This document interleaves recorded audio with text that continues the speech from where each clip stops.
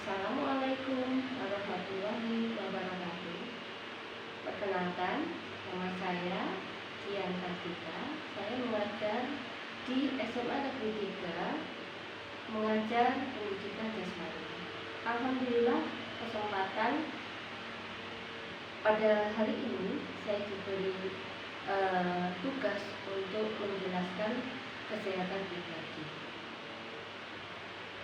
Dan alhamdulillah, ilmu yang saya punya akan saya kembangkan, akan saya salurkan untuk kalian. Dan alhamdulillah, untuk siswa SMA Negeri 3 Probolinggo, latihan dasar kepemimpinan masa bakti 2020-2021, kalian berarti siswa yang terpilih untuk bisa memajukan SMA Negeri 3 Probolinggo. Oke, kita mulai. Untuk kesehatan pribadi, kita sudah tidak asing lagi mendengar kalimat tersebut. Karena kesehatan, apalagi di masa-masa seperti ini, kita memerlukan sehat. Sehat yang paling penting yaitu sehat pribadi dulu. Jadi kesehatan pribadi dulu. Nah, di sini kalian sudah mendapatkan soft copy-nya mengenai kesehatan pribadi. Oke, kita lihat untuk yang pertama. Pengertian kesehatan pribadi adalah segala usaha dan tindakan seorang untuk menjaga, memelihara, dan meningkatkan derajat kesehatan sendiri dalam batas-batas kemampuannya agar mendapatkan kesenangan hidup dan mempunyai tenaga kerja sebaik-baiknya. Kalau dilihat dari pengertian di situ terlalu panjang, kita tidak begitu mengingat karena kalimatnya terlalu panjang. Kita simpulkan aja. Kesehatan pribadi adalah kesehatan yang kita miliki, ya, yang kita ketahui sendiri, baik tidaknya kesehatan kita itu yang bisa lihat diri kita sendiri, ya. Tidak luput dari itu, kesehatan pribadi, pola makan juga sangat mempengaruhi kesehatan pribadi. Oke, untuk selanjutnya, kesehatan pribadi meliputi apa saja? Di situ sudah kalian baca, kalian lihat ada 5 komponennya. Nomor 1, nanti kita kupas satu-satu, saya kalian lebih jelas. Saya tidak akan menjelaskan terlalu panjang. Untuk poin yang pertama, kesehatan pribadi meliputi apa saja? Yang pertama, tumbuh dengan baik dapat dilihat dari naik berat, tinggi badan secara teratur dan proporsional. Jadi penjelasannya, seusia kalian harusnya tingginya berapa senti, beratnya harus berapa kilo, gitu. Kalau seusia kalian masih di bawah, tinggi badannya masih di bawah 100 cm, berarti tumbuh kembangnya kurang bagus. Bukan jelek, bukan, berarti kurang bagus di sini, gitu ya. Di sini saya akan menjelaskan pertumbuhan perempuan dan laki-laki itu sangat beda sekali. Untuk perempuan, kita bahas perempuan dulu. Untuk perempuan, tinggi badan perkembangannya itu pada usia SD. Pada usia SD itu, coba kalian kilas balik pada waktu di SD, tinggi badan akan nambah, terus pertumbuhan badan,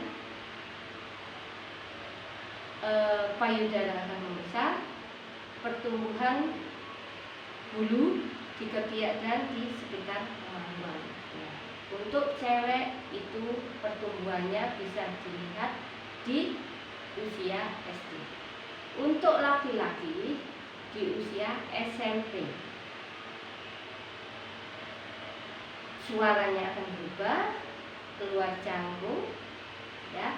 Terus yang ketiga akan tumbuh bulu di daerah kemaluan dan di ketiak. Nah, itu untuk poin yang pertama. Untuk poin yang kedua, tangkas, gesit, dan bergembira. Kalau gizinya bagus, pola hidupnya bagus, teratur, anak usia kalian itu akan ceria, akan bahagia, tidak cemberut, tidak sering marah, gitu ya. Untuk yang poin ketiga, mata bersinar dan bersih. Jadi matanya itu cerah, tidak burik. Untuk yang keempat, nafsu makan baik, pencernaan makan baik, bibir dan lidah segar, dan pernafasan tidak berbau. Nah, kalian bisa lihat sendiri, cek sendiri kalau bau mulut kalian berbau, itu salah satu ciri kalau kesehatan pribadinya kurang baik. Poin yang kelima, senang melakukan olahraga dan menikmati waktu istirahat secara teratur. Nah, untuk poin yang kelima ini, senang melakukan olahraga. Jadi kalian punya aktivitas, selain belajar. Jadi kalian punya aktivitas olahraga. Apalagi sekarang yang viral olahraga goes. Nah, minimal kalian olahraga jalan kaki. Kalau tidak punya sepeda bisa jalan kaki. Kalau punya sepeda kalian bisa goes bareng. Oke.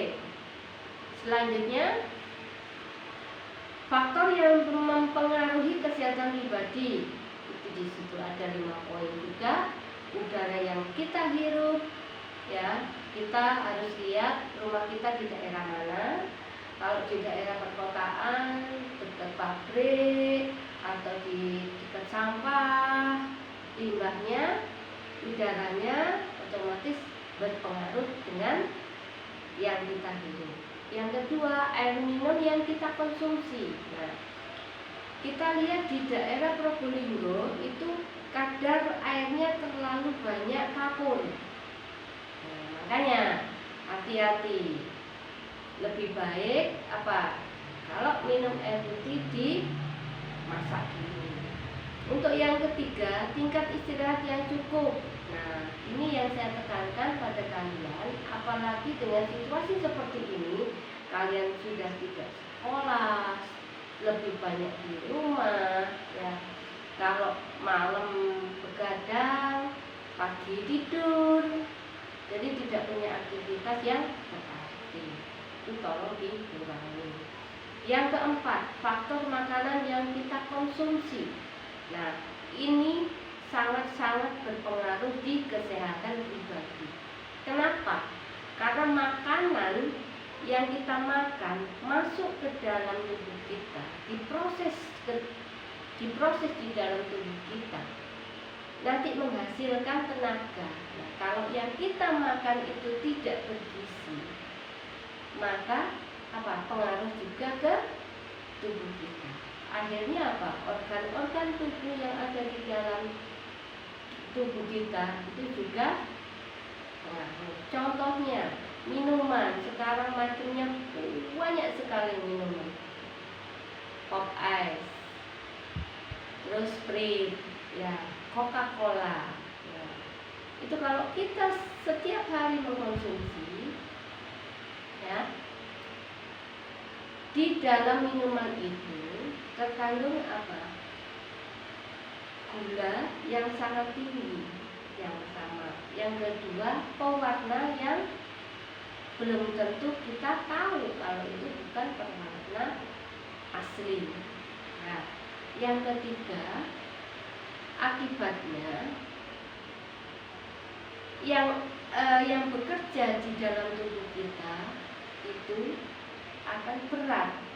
Penyaring yang ada di dalam tubuh kita, tempatnya di ginjal kalau tidak salah, ya, itu akan kerjanya terlalu berat. Anak IPA ini pasti tahu. Terus itu dari minuman, dari makanan. Nah, seusia kalian, saya percaya di pinggir-pinggir jalan itu pasti banyak yang menjual, satu cilok, yang kedua cireng, yang ketiga bakso, mie ayam, dan lain sebagainya. Teman-temannya banyak sekali. Nah, memang dengan kondisi cilok pedas, panas, kecapnya banyak, itu sangat menggoda iman banget. Nah, makanya kita harus berhati-hati. Apa yang kita makan masuk ke dalam tubuh kita, yang merasakan bukan orang lain, diri kita sendiri yang merasakan. Jadi kalian makan setiap hari cilok gitu ya, setiap hari kalian makan cilok, bukan 1 minggu, 2 minggu, 3 minggu, 1 bulan, 1 tahun yang dirasakan, tapi 5 tahun ke depan itu pengaruhnya akan kelihatan. Tidak heran kalau anak seusia kalian itu sudah berpenyakit, 1, kanker payudara. Yang kedua, sakit ginjal. Yang ketiga, sakit hati. Bukan karena putus cinta, tapi karena pengaruh dari makanan. Istilahnya kalau kita makan pilih-pilih, iya kita harus pilih-pilih. Karena satu yang perlu kalian camkan, karena kita perempuan, bukan berarti yang laki-laki bebas makan segalanya, enggak. Tapi yang paling berpengaruh itu di perempuan.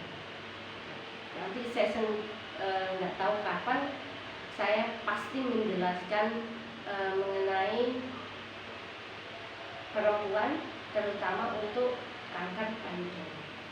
Mungkin kelas 11, kelas 12 sudah pernah saya jelaskan. Oke, untuk poin yang kelima, aktivitas tubuh yang mengeluarkan kalori. Nah, bukannya saya membanggakan olahraga, enggak, tapi memang olahraga itu sangat-sangat penting. Kalian sakit, ini yang saya dengar, ada orang sakit stroke. Nah, terapinya apa? Olahraga, minimal jalan. Oke, selanjutnya